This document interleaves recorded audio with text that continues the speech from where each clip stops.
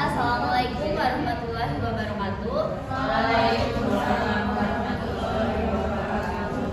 Perkenalkan, saya Arvina Riandita Merli dengan NIM 2201040052. Di sini saya akan mempresentasikan dan mengambil buku psikolinguistik yang ditulis oleh Niatin Rahmawati, Airul Khairul Rijal Fahmi, dan Dodi Mahyudul Akbar.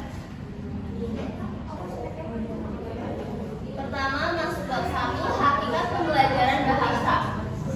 Definisi bahasa sebagai alat komunikasi. Bahasa adalah sistem logam bunyi yang digunakan manusia untuk berkomunikasi.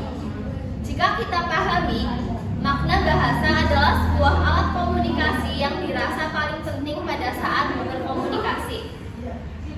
Di dunia ini bahasa sangat bervariasi, dan hal ini sebenarnya untuk mempermudah dalam berkomunikasi dengan yang lainnya, khususnya dengan orang sekitar. Lalu ada karakteristik bahasa. Bahasa bersifat arbiter, konvensional, produktif, dan dinamis. Maksud dari arbiter artinya tidak adanya hubungan rasional antara lambang verbal dengan acuannya.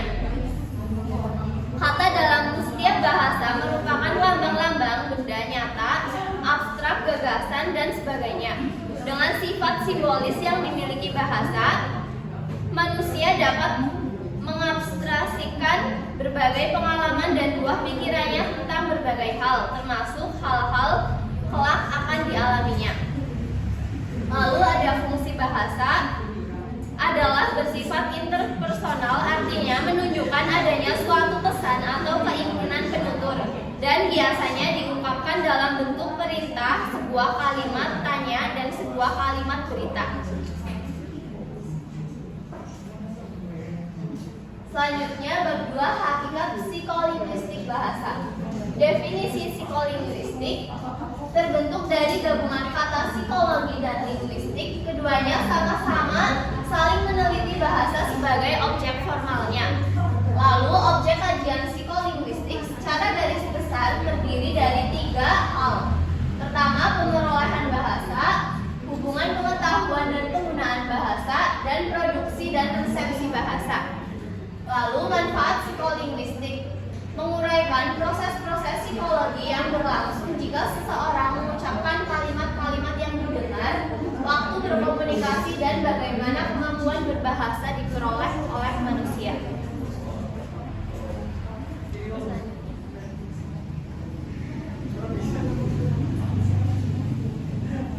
Lalu bab 3, linguistik. Linguistik merupakan ilmu linguistik yang memiliki arti dalam bahasa Indonesia Latin, yaitu lingua, yang berarti bahasa. Bila diterjemahkan dalam bahasa Inggris, yaitu linguistik, yang berarti ilmu bahasa.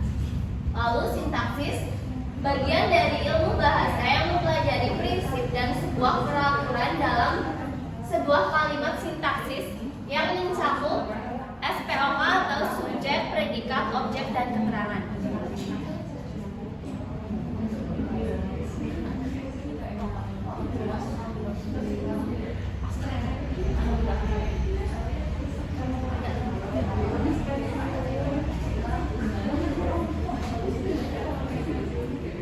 Contoh pada kalimat sintaksis itu seperti Hesa pergi ke warung untuk membeli gula. Hesa berperan sebagai subjek, lalu pergi menjadi predikat, ke warung menjadi objek, dan membeli gula menjadi keterangan. Lalu ada morfologis. Morfologis merupakan cabang ilmu linguistik yang mempelajari tentang morfem. Dengan kata lain, sebuah ilmu bahasa yang mempelajari seluk-beluk bentuk sebuah kata. Contohnya, dalam kata masak, ada memasak, ada dimasak, ada masaklah, ada masakan, dan masak-masak yang memiliki arti berbeda-beda. Selanjutnya ada semantik, cabang ilmu bahasa yang mempelajari tentang hubungan proses mental atau atau dalam aktivitas bicara. Contohnya pada kata buah tangan yang berarti oleh-oleh.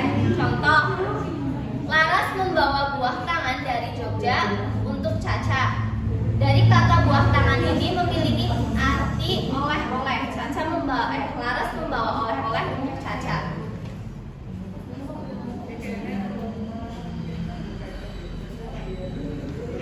Lalu ada fonologi, merupakan bidang dalam linguistik yang menyelidiki bunyi-bunyi bahasa menurut fungsinya.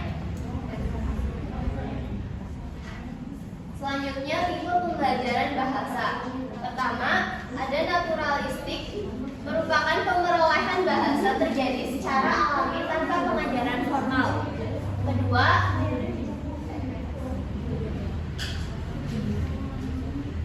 lalu formal, pemerolehan bahasa terjadi dalam lingkungan akademik yang terstruktur. Faktor yang mempengaruhi pembelajaran bahasa ada usia dan lingkungan, lalu motivasi atau ketertarikan. Selanjutnya ada tipe pembelajaran bahasa. Pertama, tipe naturalistik. Tipe naturalistik ini bersifat alamiah.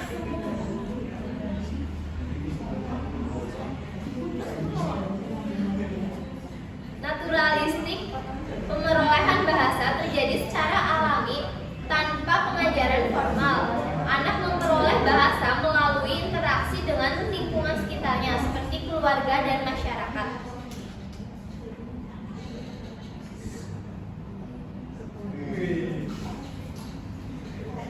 Lalu bahasa dan pemerolehannya.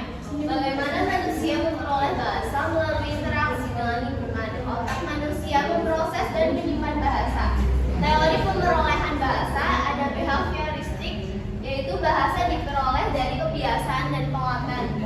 Lalu kognitivistik, yaitu bahasa berkembang seiring bertumbuhnya kognitif anak.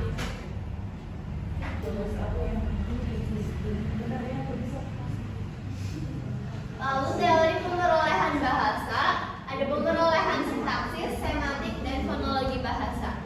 Sintaksis itu bagaimana anak memahami struktur kalimat. Lalu semantik, bagaimana anak memahami makna kata, dan fonologi, bagaimana anak memahami bunyi kata.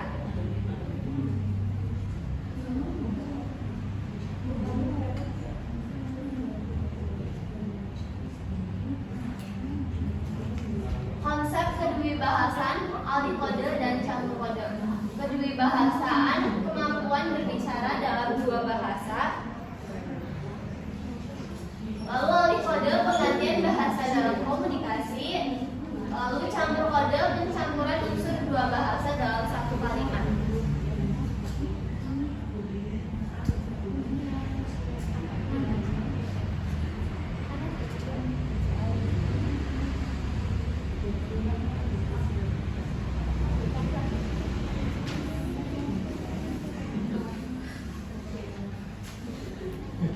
Berikutnya perkembangan otak dan bahasa anak. Dominisi hemisfer otak dalam berbahasa, hemisfer kiri lebih dominan dalam memahami dan memproduksi bahasa. Selanjutnya fungsi otak dalam memperoleh bahasa, otak kiri berperan dalam pemrosesan bahasa.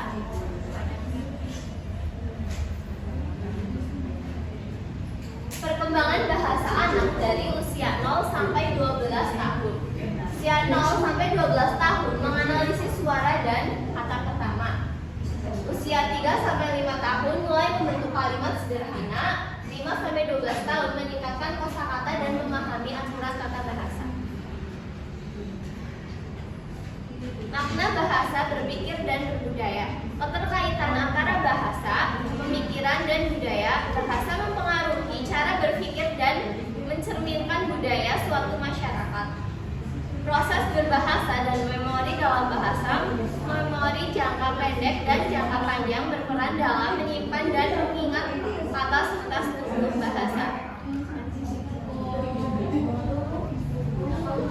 Cukup sekian yang dapat saya sampaikan. Apabila ada yang ingin ditanyakan, dipersilakan. Kenalkan, saya Rosa Olivia tadi Mbak Suna menjelaskan tentang tipe pembelajaran bahasa. Saya ingin bertanya, menurut Mbak Suna, tipe pembelajaran bahasa mana yang lebih berhasil dalam membantu siswa menguasai bahasa? Apakah tipe pembelajaran naturalistik atau tipe pembelajaran formal? Terima kasih. Ya, perkenalkan nama saya Rizky Ganjar, selanjutnya dari nomor 6, izin bertanya ke Mbak Melvi. Tadi menyinggung tentang alih kode dan campur kode ya Mbak. Pertanyaannya, apa saja faktor yang menyebabkan terjadinya alih kode? Terima kasih. Perkenalkan, nama saya Dina Laras Asi dengan NIM 46. Izin bertanya kepada Mbak Melly, jelaskan bagaimana sifat arbiter dalam bahasa dapat mempengaruhi cara manusia berkomunikasi secara lintas budaya. Terima kasih. Jadi saya akan menjawab pertanyaan dari Mbak Ocha. Menurut saya tipe pembelajaran mana yang lebih berhasil dalam membantu siswa menguasai bahasa? Apakah naturalistik atau formal? Baik, menurut saya pembelajaran naturalistik lebih efektif untuk membantu siswa menguasai bahasa. Soalnya pendekatan ini fokus ke pemahaman makna lewat interaksi nyata dan input yang bisa dimengerti. Ini mirip cara kita belajar bahasa ibu. Dan proses belajar jadi lebih alami dan tidak membuat stres. Tapi pembelajaran formal juga penting, terutama untuk mengerti struktur bahasa, tata bahasa, dan dapat umpan balik dari guru. Selanjutnya, apakah bisa diterima? Ya, terima kasih. Ya, sama-sama. Selanjutnya ada pertanyaan dari Mas Rafis. Jelaskan apa saja faktor yang menyebabkan terjadinya alih kode. Alih kode terjadi ketika seorang penutur berpindah dari satu bahasa ke bahasa lain dalam satu konteks percakapan. Ini dapat disebabkan oleh beberapa faktor, salah satunya penyebab utamanya adalah situasi atau konteks komunikasi. Misalnya, saat berbicara dengan orang yang lebih nyaman menggunakan bahasa tertentu. Selain itu, alih kode bisa terjadi karena kebiasaan atau lingkungan, di mana penutur biasanya menggunakan dua bahasa secara bergantian. Mas Rafis, apakah bisa diterima?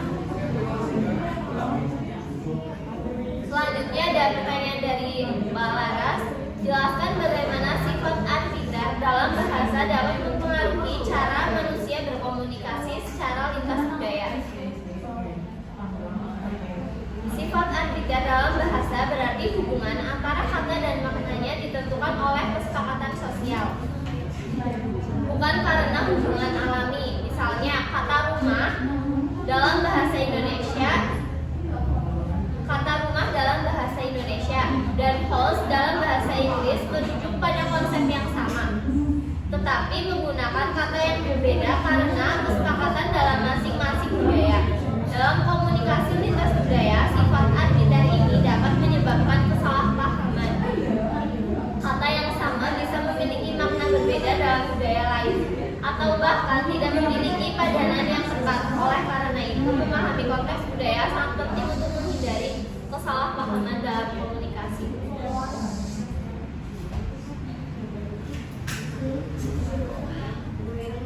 Cukup sekian yang dapat saya sampaikan. Apabila ada kesalahan, mohon maaf. Terima kasih. Wassalamualaikum warahmatullahi wabarakatuh. Waalaikumsalam.